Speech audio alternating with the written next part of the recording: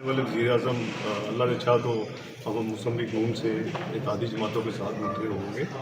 शहबाज शरीफ साहब का प्रोविडेंट है अपनी काबीना के साथ मिलके वो फिर पॉलिसी डिसीजन लेंगे। ये बहुत बड़ा मेजर पॉलिसी डिसीजन है जो इस वक्त स्टैंड बाय एग्रीमेंट चल रहा है, जो कि मार्च के एंड में खत्म होने IMF के साथ, जिसका रिव्यू अप्रैल में होगा। वो शहबाज शरीफ साहब की क़यादत में मैंने ही, अगर आपको याद हो, बजट बल्कि 2-4 दिन डिले किया था तब उसके अप्रूवल में, तो जो तय हुआ था उसकी कुछ अमेंडमेंट तो शायद ऑल वेलकम इट, अच्छी बात है।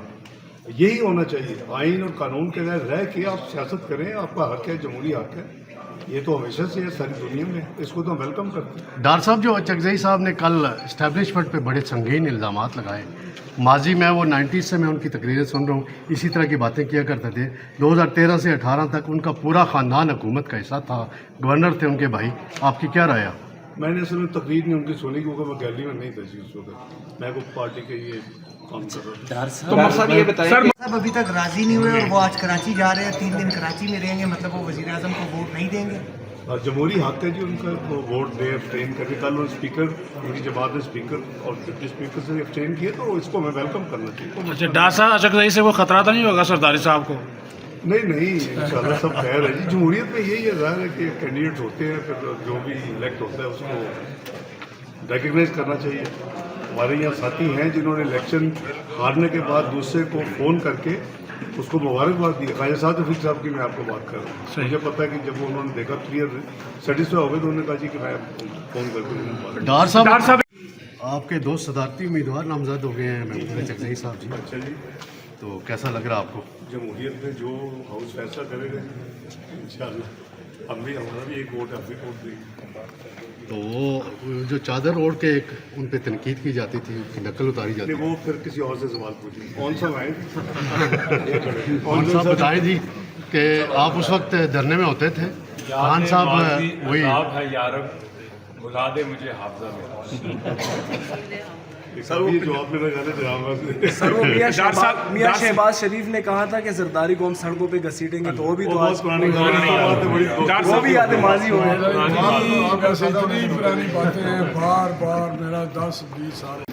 अचकजई साहब को अडाप्ट किया, उन्होंने क्या कहते हैं? जब बदलते बंदा लीडर भी बदलता है। तो सर ये काफ़ी सारे यू टर्न है इकट्ठे, इस पर कहते हैं? आप उनकी सारी लीडरशिप देते हैं, 4 पार्टियों की मनकूहा रहे हुए हैं, तो उससे उनको तो कोई इस चीज़ का हिजाब नहीं। कल वज़ीर आज़म का इंतखाब जो हो रहा है, दुनिया को लोटा लोटा कह रहे थे, सारी लोटों की बारात जो है वो बैठी हुई थी, इकट्ठी सारी बैठी हुई थी, जिसका नाम सुन्नी ताद है। ये लेटेस्ट लोटाइज्म है कि आप अपनी एक पार्टी को छोड़ के अपने नाम बदल देंगे। इक़्तिदार के लिए और इक़्तिदार की हवस के लिए लोग अपनी शनाख्त और अपना नाम भी बदल देते हैं। तो वज़ीर आज़म के इंतखाब के हवाले से कल क्या एक्सपेक्टेशन है? अल्लाह खैर करेगा। मियाँ शहबाज शरीफ जो है दोबारा जो है वज़ीर आज़म बनेगा। आप देखें उसको अपने पॉलिटिकल कैरियर में इतनी दफ़ा ऑफ़र हुई, मुशर्रफ से भी और लोगों से भी ऑफ़र हुई कि हमारे साथ आ जाए वज़ीर भाई को छोड़, भाई से उसने वफा की, अल्लाह ताला उसको दूसरी तरफ दिया।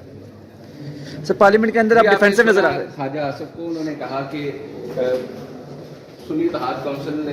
सर आप बताइएगा, पार्लियामेंट में आना हुआ आज, बाकायदा शहबाज शरीफ के लिए हमायत कर रहे हैं? जी बिल्कुल कर रहे हैं, तयशुदा। अब महमूद अचकजई के बारे में क्या कहते हैं? अब एक नया नाम आया है सदारती उम्मीदवार। तो कोई इतराज़ नहीं है, उनका राइट है बिल्कुल।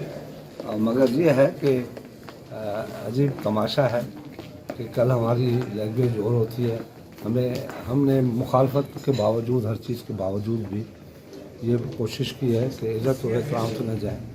और महमूद अचकजई के लिए जो अल्फाज हैं चेयरमैन PTI के, वो देख लें असेंबली में जो है, अगर आज उनके लिए मूव किया है तो हमें कोई इतराज़ नहीं है, ये उनका राइट है। अच्छा, मौलाना फजलुर रहमान आपको सदारती इंतखाब के लिए सदर जरदारी साहब को वोट देने जा रहे हैं?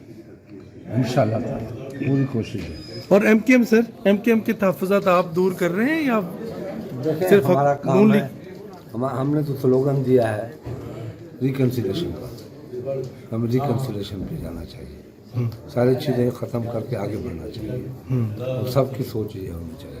पीपल्स पार्टी ये चाहती सर MKM का सुना है कि आपको जब मैं अच्छी खबर दे रहा हूँ तो अच्छी खबर लें, नेगेटिव की जाती है। मुज़ाकरात हो सकते हैं, MKM के साथ भी बैठ सकते हैं सर? کے طور پہ نامزد کیا گیا تحریک انصاف کی طرف سے. صرف یاد دہانی یہی کرانی تھی کہ جب 2014 کے دھرنے ہوئے یہ وہی محمود خان اچکزئی صاحب ہیں جن کی نقل اتاری تھی عمران خان صاحب نے سر پہ دوپٹہ پہن کے اور ان کے بارے میں بہت غلط گفتگو کی تھی. میں سمجھتا ہوں کہ کل محمود خان اچکزئی صاحب نے جو اسپیچ کی پارلیمنٹ کے فلور پہ وہ صرف اس لیے کی کہ وہ خوشنودی حاصل کر سکیں تحریک انصاف کی, اور وہ خوشنودی حاصل کر کے میرا خیال ہے ان کے عزائم موجود تھے صدارتی امیدوار بننے کے لیے, پرانی خواہش تھی. تو کل انہوں نے کہا کہ میں تھوڑی خوشامد تھوڑی خوشنودی حاصل کر کے صدارتی امیدوار کے طور پہ سامنے آ جاؤں اور اس کی توثیق تحریک انصاف کر دے. اور تقریر کے بعد جس طرح مبارکبادیں دی جا رہی تھیں میں سمجھتا ہوں بڑا افسوسناک ہے. اور جس طریقے سے ان کی اپنی پارٹی ٹوٹی, ان کے سیاسی اختلافات آپس میں تھے, یہ بلوچستان میں سیٹیں ہار گئے, جو انہوں نے وہاں پہ سیاسی حشر نشر کیا اس کے بعد انہوں نے الزامات دوسروں پہ لگائے. تو حقیقت کو ماننا چاہیے, سیاسی کمزوری کو تسلیم کرنا چاہیے. میں یہ بھی سمجھتا ہوں کہ عمران خان صاحب کا یہ وتیرہ رہا ہے کہ جس کو انہوں نے گالی دی ہے اس کے ساتھ بغل گیر ضرور ہوئے ہیں. تو یہ ایک سوچا سمجھا منصوبہ تھا. تو کیا آپ یہ سمجھتے ہیں کہ آپ کے ساتھ بھی بغل گیر ہوں گے؟ یہ بتا دیں, آپ بھی تو گالیاں دیتے رہے. محترم صرف یہ بتا دیں کہ سنی اتحاد کونسل دھاندلی کو بول کر ہر آئینی راستہ انہوں نے اختیار کر لیا. تو کیا یہ بہتر نہیں ہے صدارت کا جو انہوں نے آئینی راستہ اختیار کر لیا, یہ ان کے لیے آپ کے آئینی راستے آپ کو مل رہے ہیں؟ آئینی راستہ انہوں نے اختیار کیا ہے اسپیکر کے الیکشن میں, ڈپٹی اسپیکر کے الیکشن میں, صدارتی الیکشن میں, بڑی اچھی بات ہے اور ہم چاہتے ہیں کہ آئینی راستہ اختیار کیا جائے. مگر بات یہ ہے کہ خیبر پختونخوا کے اندر آپ سیٹیں جیتے تو آپ اس کو کہتے ہیں کہ جی بڑا اچھا ہوا, ہماری بڑی پاپولیرٹی تھی. پنجاب, بلوچستان, سندھ میں آپ سیٹیں ہارے, وہاں پہ دھاندلی کا انہوں نے دورہ معیار نہیں چل سکتا. دیکھیں آپ الیکشن کو تسلیم کریں اور الیکشن کی کریڈیبلٹی کو تسلیم کریں, یہی جمہوریت کے لیے اور پارلیمان کے لیے. طارق صاحب یہ بتائیے گا کہ عمران خان اگر آپ کے ساتھ بغل گیر ہونا چاہے تو کیا آپ اس کے ساتھ بغل گیر ہوں گے, اور کیا مفاہمت یا کسی بھی موضوع پر آپ سے گفتگو کریں تو کیا آپ تیار ہیں, نون لیگ تیار ہے؟ دیکھیں اسی پارلیمان میں جب ہمارے خلاف کہا جاتا تھا کہ جی ان سے ہاتھ نہیں ملائیں گے, ان سے بات نہیں کریں گے, ہم نے مساق معیشت کی تب بات کی, ہم اقتدار میں نہیں تھے, ہم اپوزیشن میں. سر یہ بتائیں کہ جیسا کہ آپ نے خود بھی ذکر کیا محمود خان اچکزئی کی تقریر اور پھر ایک دم سے سنی اتحاد کونسل کی جانب سے ان کو صدارتی انتخاب کے لیے نامزد کرنا, کیا یہ پری پلان تھا یا تقریر کے بعد اچانک سے یہ سب؟ میں سمجھتا ہوں لگتا یہی ہے کہ انہوں نے جان کی تقریر کی تھی تاکہ ان کی نامینیشن.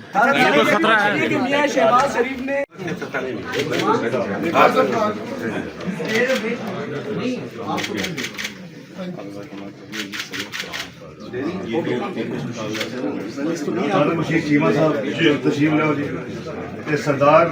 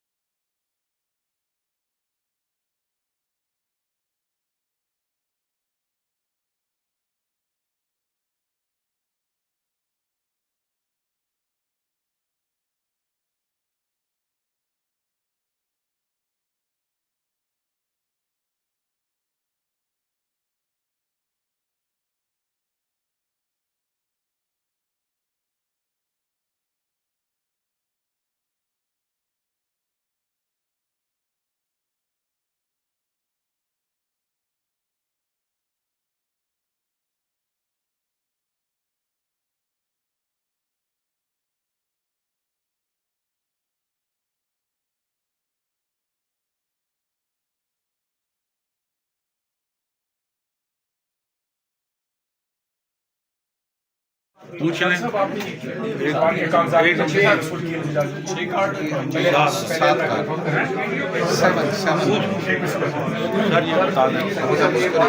کاغذات جو جمع ہوئے ہیں کل کتنے ابھی تک جمع ہوئے ہیں, کیا اگلا مرحلہ؟ دونوں امیدوار آگے کاغذات جمع ہوئے. شہباز شریف سر دوبارہ سے 7 کاغذات جمع ہوئے ہیں. شہباز شریف صاحب ایز اے پرائم منسٹر, تو as a prime minister of Pakistan, leader of the house, وہ کاغذات جمع ہوئے. ابھی 7 نامینیشنز آئی ہیں لیکن سب کی سب شہباز شریف کے ہیں. تو دوسری طرف سے ابھی تک تو بالکل ان کے مطابق ہم نیشنل اسمبلی اس کے مطابق. اس کا اگلا پروسیس کیا ہوگا؟ اسکروٹنی کس ٹائم ہوگی اور فائنل لسٹ کب 3 تک بجے آئے گی؟ تک اسکروٹنی کرنی ہے ہم نے. جب دوسری کا نامینیشن پیپر آ جائے گا، اگر کسی کو اعتراض ہوگا دونوں پارٹیوں میں سے تو وہ اس پہ اعتراض اٹھائے گے، اس کو سنا جائے گا، پھر اس پہ فیصلہ ہوگا.